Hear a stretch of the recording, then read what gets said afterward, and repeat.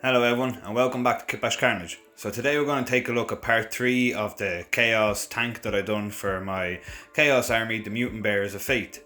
So this is a Chaos army based on the Word Bearers faction, or detachment, or whatever you may call it. So basically what we're doing here is we're creating a cage that I decided to hang a cage on the side of the tank. So just to make it, give it a bit more of aesthetics and to go towards the army, and just give it like that more of a Carnage-y kind of corrupted look. So we're just making a cage here out of some sprue that I had left over just lying around. We're keeping the intersections that usually the bits will be held on, just to create that look of like bars in between the cage. Because like I said, this is just for an aesthetic look. It's just to add character and stuff.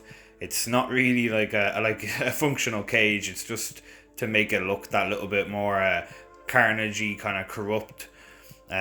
Basically, this tank just drives around and captures people and throws them in this cage and tortures them and whatnot. You know, it's yeah, the rule of cool. You know, why not?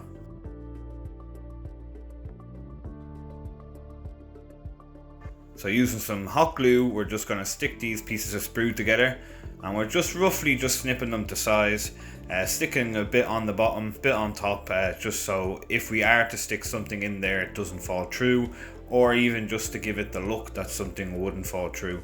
And then using a little kebab stick, just be careful, hot glue is, as it says in the name, hot.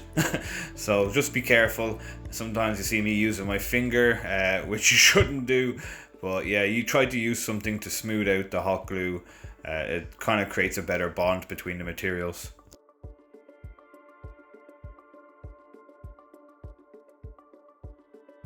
So I'm just going to use a little bit of jeweler's chain, and I have a spare snips. This snips is just for cutting stuff like this that I don't mind blunting the actual tool itself. I always have another snips for plastic bits taking off sprues and stuff, just to get that sharper clean cut. So using a bit of hot glue in each corner of the cage we made, we're just sticking a bit of chain in each corner, and then we're going to collect that together and collect it basically into one piece so we can hang it off the back of the tank here.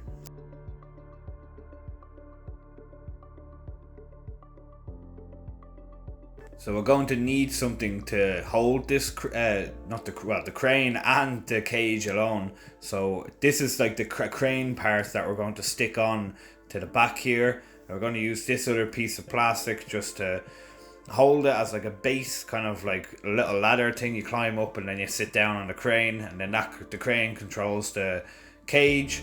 Yeah, so this is basically what we're doing here, is cutting bits of plastic card, and then getting other bits and sticking them all together just to create this platform where the crane can sit upon, and then we're going to hang the cage from that.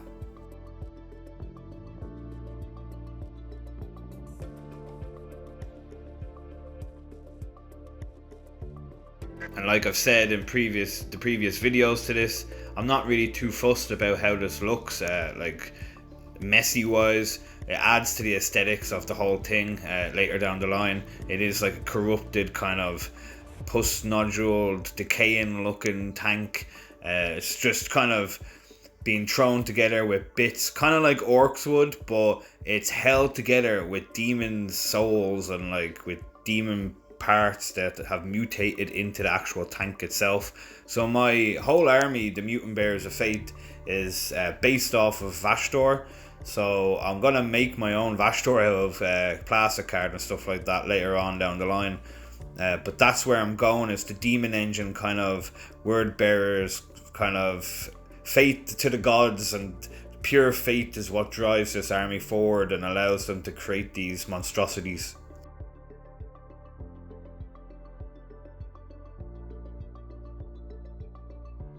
Apologies also for going out of frame and my shabby camera workmanship. I am trying to get better, but sometimes when you get bet into these hobbies and you're just in your own head here, you forget that what you're doing is totally out of frame, like you see here. But you can kind of tell what I'm doing. I'm basically just sticking the pieces, the 4 individual strands together, and then I'm sticking them to the crane in order to give it that aesthetic look that the crane is holding the actual cage itself.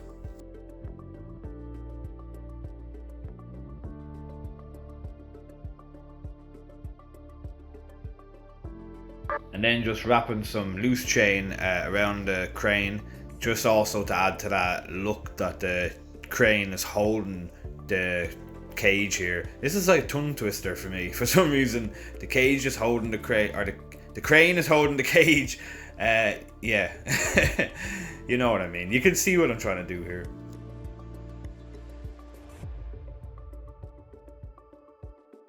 And then we're just cutting some kebab sticks into lengths just to make a ladder type of formation here, or somewhat of steps, you know, instead of it just being a smooth surface. You can see these being steps or sandbags or some type of piece of metal or an indentation in this in order for them to step up onto the crane itself.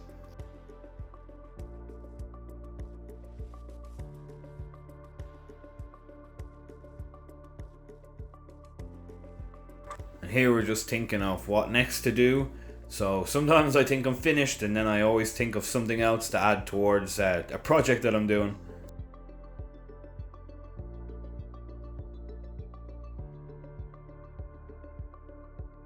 So here I was looking at the tank, and I was like noticing that it was missing guns. Even though we have a big turret, and then we have a big barrel gun, and then we have another gun on the side, I think one more gun would be not too hectic or not too unreasonable. So we're adding another gun.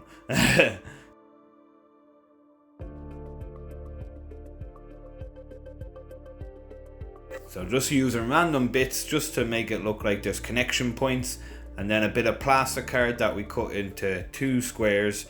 We attach them to either side, and then we're using our hot glue once again to stick this onto the side of the tank. Just creating a bit more of a, like, I don't know, menacing look, you know. More guns looks more menacing, and the more menacing this is, the better, because that's what we're going for.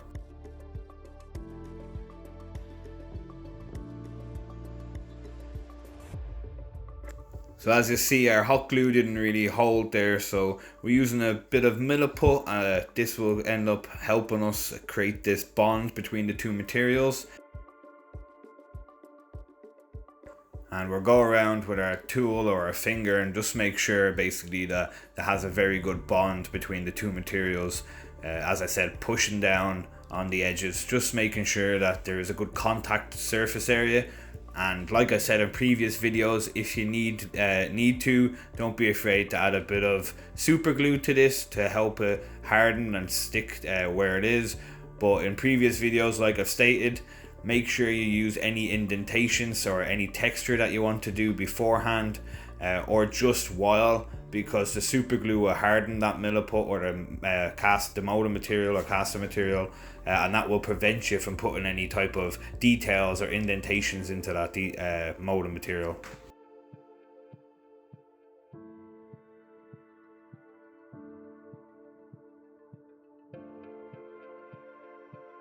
So just using that leftover milliput, we're creating another type of gouge, like a slash in the actual tank itself, giving it that type of flesh kind of look, like this tank is alive, like there's something inside of it.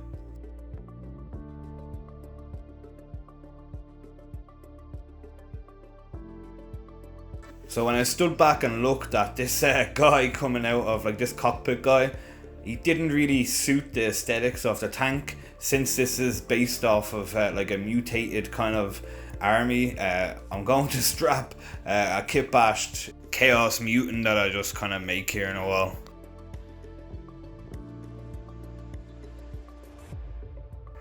So using this body that I found, has a possessed arm in it with 2 kind of arms. I think it's an old school arm, I haven't seen this in a while. And then a plasma pistol just firing up in the air. We're going to get our trusty old bits box. So yeah, if you haven't seen these, don't think I'm mad. This is what I find best suits me for organization. having different heads, different bits in these little containers, and you can just pop open whatever lid you need, take out whatever bits, and on you go. Sometimes in the old days when I used to have all these in little bags or in a bigger kind of container, it would took forever just to find the particular bit you're looking for or something that suited the project you're doing. So I find having these little kind of, I think they're like pill boxes for, if you have to take certain pills every day or whatnot for medication, but I just use them to put separate bits in, little heads, arms, guns, whatnot. It just keeps a bit of organization in amongst this carnage.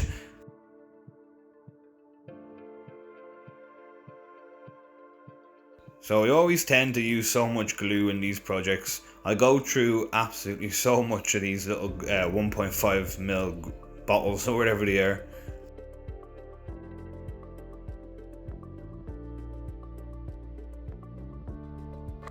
So as you see here, we're just adding a few more bits to the gun turret. I found these little kind of gargoyle looking heads. I don't know what kit they're from. I think they're usually from tanks or just terrain. Correct me if I'm wrong, but we're just sticking these at the end of the barrel, just where the two barrels join on either side, just to give it that more menacing look, and to be honest, it just looks cool, so why not?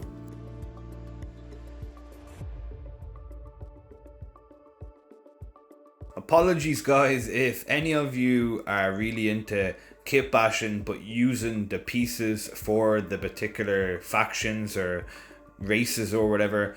This, if you haven't noticed already, I'm not about that, so I just use the bits that are there. I use any bits that I think is cool, and I'm not one to know a lot of what the bits are that I'm using. Sometimes I know, sometimes I don't know. You're more than welcome to correct me and let me know in the comments, like I said, because I'm always interested in knowing these bits. I just don't have enough time to go and find out all this. But believe me, when I eventually have more time to invest in towards the YouTube, oh, I sound so old. But yeah, when I have more time, I will be looking up all the bits of the kits that I'm using and give more details in the description or in the videos.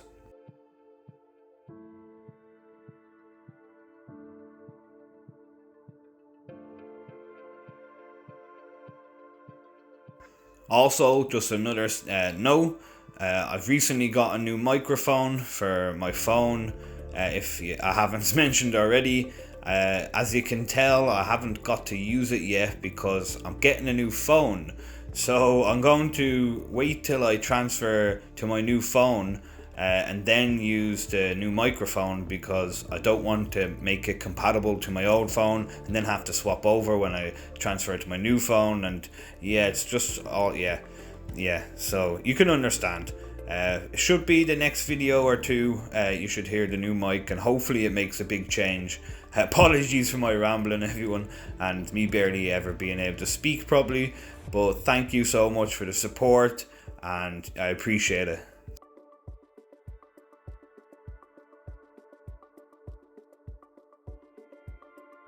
So as you've seen, we basically just added some more detail to the tank, a few skulls, just a few spikes, a few bits and bobs here and there, just to give it that much more bit of character, and like I said, more detail. Little things sometimes are the biggest steps. So this is what we have so far. I'm pretty pleased with what we came out with, to be honest. And now all we have to do is the dreaded part that I never tend to like, but always has to be done, is painting. So we'll have a quick look at what we've done and crack on to painting.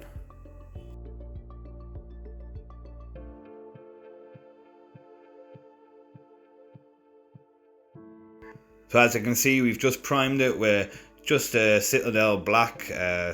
This is not a sponsorship or nothing, I just get the Citadel blacks just because it's easy for me to get them, to be honest.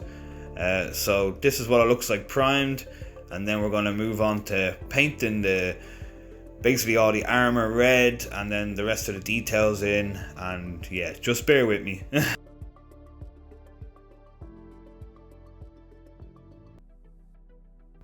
So if you don't know already, I got this Temu brand portable air compressor airbrush thing. Listen, it does the job. It's better than no airbrush, isn't it? But yeah, it does the job for me. It makes a bit of a mess and gets all these splurts and stuff.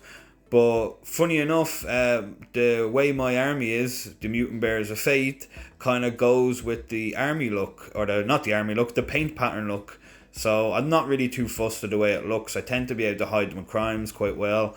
If you don't think I'm a good painter, I'm with you on that one. I don't think I'm a good painter, but I got them painted, and that's better than it not being painted, because I have piles and piles of projects not painted. So this is another project we can put in the finished book and sign it off. Thanks again for sticking this out with me, and I do hope you like what this turns out like.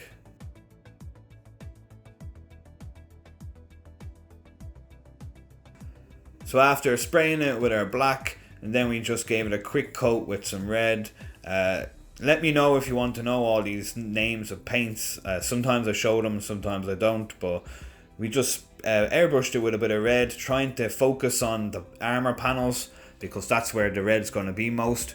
And then we're dry brushing a bit of silver on top of all the mechanical parts, bits that I wanted panels to look beaten down and worn out, and electrical bits, and just other parts that I wanted to stand out with the silver.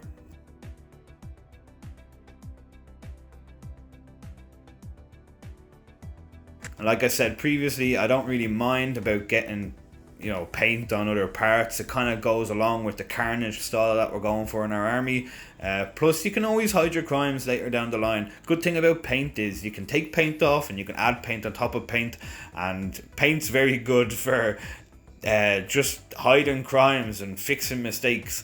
Unlike glue, where if you glue something, so majority of the time when you're trying to take that glue off, you're going to break something or bend something. So although I hate painting, I don't hate it, but although I don't like painting as much, it can be quite relaxing and quite satisfying when you see your finished product come to life with that little bit of paint that you can do.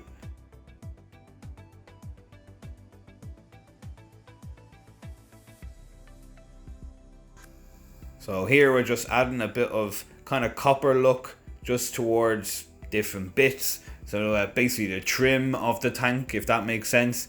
So my pattern of my army, the color scheme of my army goes red. It's basically a red armor, black shadows. Then you have the silverish gold kind of copperish trim. Then you have obviously the mutated demonish kind of colors, which would be a purple and then a blue. So you'll see what this kind of comes out like. Like I said, hopefully you like it. I liked the finished product. I was quite pleased in what I done.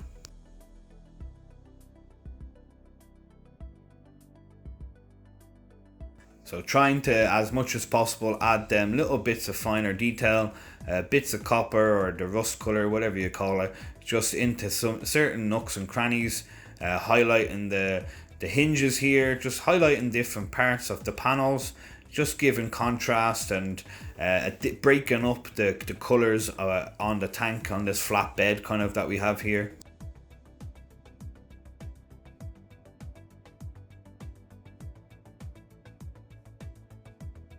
So after doing the silver and the copperish kind of look, this is what we have so far. So as you can see, we got the trim or the details out, and then we've got any type of metal kind of mechanical stuff, the chain, the computerish parts, bits along the gears, different bits, gun barrels, and that's what we have so far. And then we'll move on to painting in the chaosy, demonish kind of bits, or the decayish kind of mutated parts.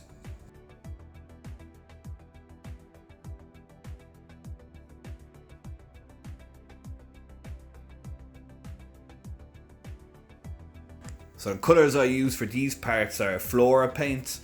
And with these, the way I'm doing it, the way I'm doing this right now is not the way you're supposed to apply this paint. but this is how I do it for the look of my army. So I tend to use triple or twice as much as the amount you need, because I have to apply it more than once, or apply it quite thick, a thick layer, in order to not see the red that comes through as much. So like I said, this is just the way I do it for this army scheme. This is not how I would naturally apply this floor colour.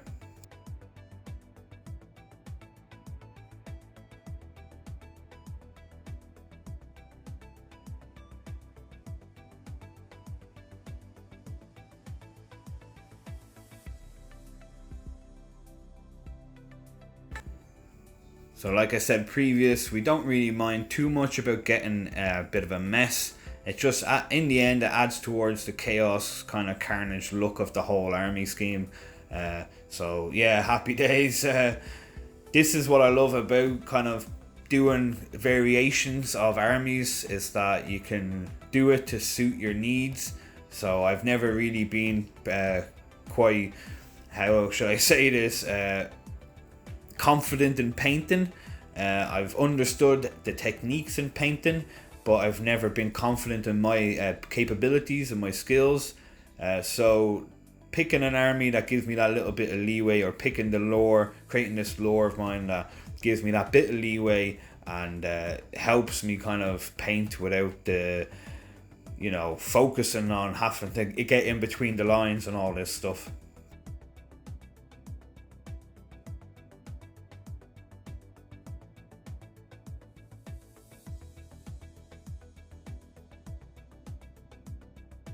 Apologies again for having the camera angles a bit wrong here. You can see my top of my hand for the past 2 minutes nearly.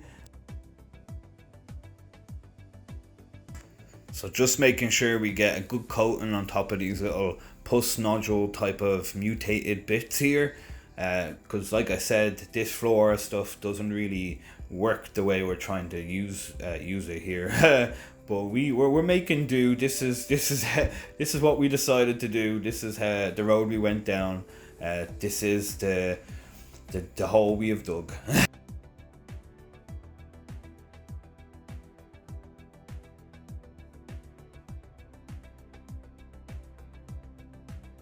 So like I've stated, the purple is kind of more of the flesh. It's the demon mutated flesh of this tank, or like the decayed look, and then the blue here that I'm adding towards it is the tentacles, the arms. It's the skin of the bean, if that makes sense. So the actual flesh purple part is just a husk, and then the blue is the demon itself exploding from that husk. It's coming out of like a shell of like the pus nodules. So that's how and why I went with these color schemes. So you see me painting the blue on the tentacles or the arms that come out in certain bits, or you might see me do little blue dots and stuff around. And this is also making it look like the demon is coming out from this skin.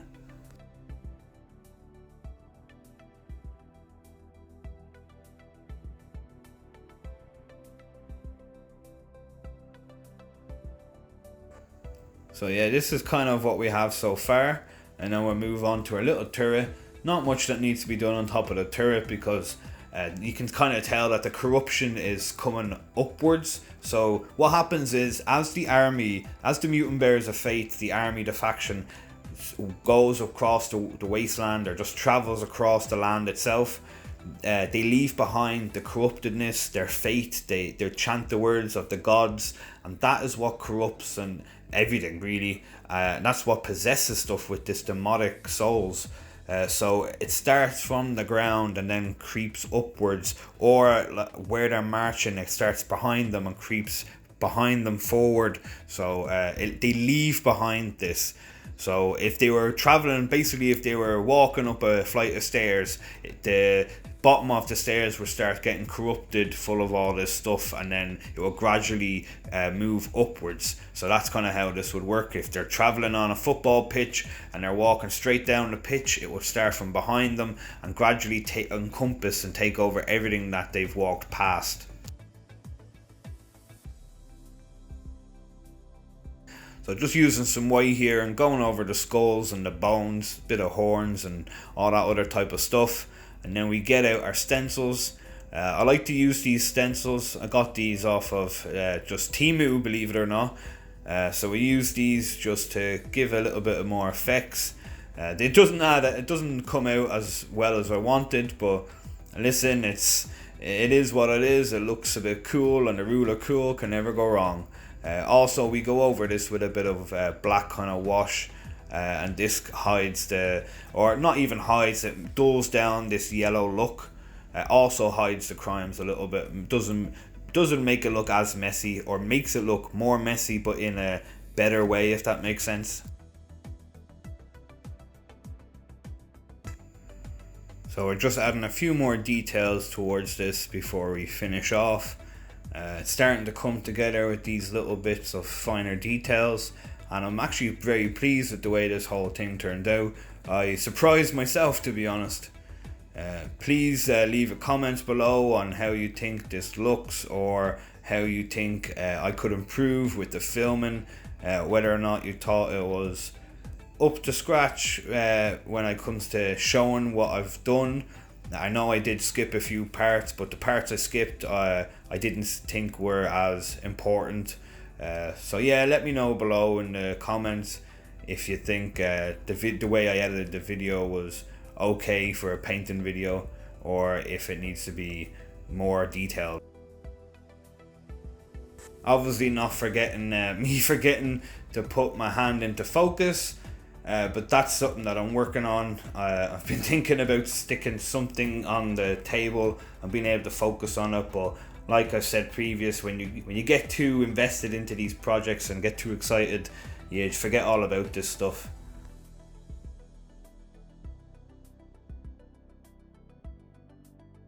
So we're just adding a little bit of PVA glue just into bits on the track, a few bits on up front near the scoop, just random parts around the tank, just to make it look like there's some kind of vegetation growth on this tank now, because of, like I said, it's based on my army. Check the link in my Instagram if you want to know what that's all about. But yeah, they've been slumbering and sleeping and meditating for thousands of years, and they've just come back. So vegetation is stuck to the armor and to the tank and vehicles and everything else.